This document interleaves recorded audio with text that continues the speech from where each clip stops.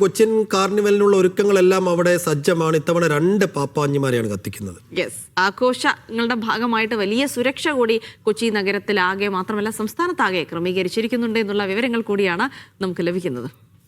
അഹമ്മദ് മുജ്തബയാണ് വിവരങ്ങൾ നൽകാനായി ചേരുന്നത്. മുജ്തബ, അങ്ങനെ 2026 അങ്ങനെ നമ്മൾ കടക്കുകയാണ്. 2025 എല്ലാ സന്തോഷവും ദുഃഖമൊക്കെ ഉള്ള വർഷം തന്നെയായിരിക്കും എല്ലാവർക്കും. അതൊക്കെ ആയിട്ട് ഇനിയിപ്പോൾ ആഘോഷങ്ങളുടെ ഒരു മൂഡിലേക്ക് മാറിക്കൊണ്ടിരിക്കുകയാണ്. നമുക്ക് എല്ലായിടത്തു നിന്നും അത്തരം ഒരു മൂഡിലേക്ക്, അത്തരം ഒരു വൈബിലേക്ക് എത്തിയതായിട്ടുള്ള കാഴ്ചകൾ തന്നെയാണ്. പ്രത്യേകിച്ച് കൊച്ചി കേന്ദ്രീകരിച്ച് വലിയ ആഘോഷങ്ങൾ നടക്കുകയാണ് എല്ലാ വർഷവും. ഇക്കുറി അതിന് മാറ്റമൊന്നും ഇല്ലാന്ന് മനസ്സിലാകുന്നു. എന്തൊക്കെ ആഘോഷങ്ങൾ അവിടെ നടക്കുന്നു, എവിടെ വരെ എത്തിയ ഒരുക്കങ്ങൾ മുജ്തബ? 1.5 ലക്ഷം ആളുകൾ ഇങ്ങോട്ടേക്ക് എത്തുമെന്നാണ് പോലീസിൻ്റെയും ജില്ലാ ഭരണകൂടത്തിൻ്റെയും ഒക്കെ ഒരു കണക്കുകൂട്ടൽ.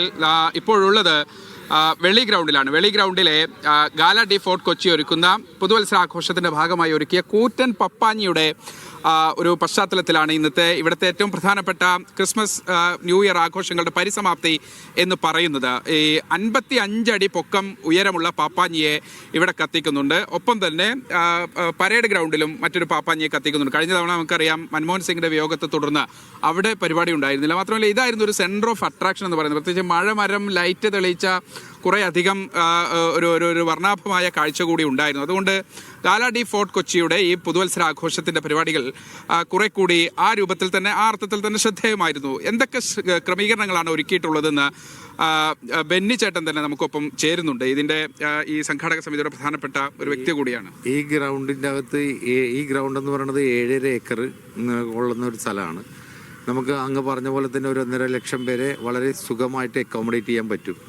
എന്നാൽ സുരക്ഷാ ക്രമീകരണങ്ങളുടെ ഭാഗമായിട്ട് 60ഓളം CCTV camera fort Kochi police സ്റ്റേഷനും ഗ്രൗണ്ടിലുള്ള ഓഫീസിലും പോലീസിൻ്റെ കൺട്രോൾ റൂമാക്കി ബഹുമാനപ്പെട്ട city police commissioner Vimaladitya sir ചെയ്തിട്ടുണ്ട്, അശ്വതി മേഡം ചെയ്തിട്ടുണ്ട്, ഇവിടുത്തെ ACP ഫൈസൽ സാറും അത് ചെയ്തിട്ടുണ്ട്.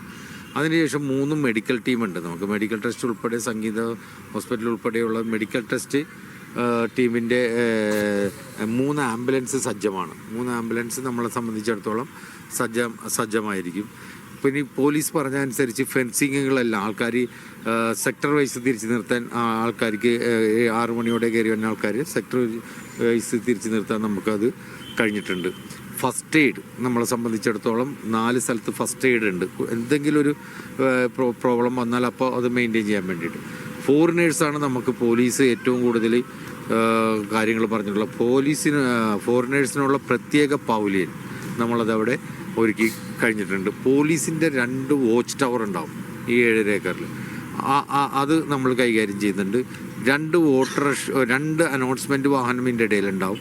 എന്തെങ്കിലും ഒരു സംഭവം പറ്റിയാൽ ആംബുലൻസിൻ്റെ മുമ്പിലേക്ക് കൊണ്ടുപോകാൻ അനൗൺസ് ചെയ്ത് മോണടിച്ച് പോകാൻ നമുക്ക് കഴിയുന്ന രീതിയിൽ അങ്ങനെ പോലീസ് ഈ പ്രാവശ്യം അങ്ങേയറ്റത്ത് വലിയ സഹായം ഗവൺമെൻറ്റിൻ്റെ ഭാഗത്തുനിന്ന്, പോലീസിൻ്റെ ഭാഗത്തുനിന്ന്, കോർപ്പറേഷൻ്റെ ഭാഗത്തുനിന്ന്, റവന്യൂ ഡിപ്പാർട്ട്മെൻറ്റിൻ്റെ ഭാഗത്തുനിന്ന് അങ്ങനെ എല്ലാവരും കൂടി ഇഴുകിച്ചേർന്ന് ഒരു എല്ലാ സംവിധാനങ്ങളും ഒരു മതനിരപേക്ഷതയുടെയും മതേതരത്വത്തിൻ്റെ എല്ലാം കാഴ്ചപ്പാടിലേക്ക് ഇത് ഏറ്റവും സക്സസ് ആവും.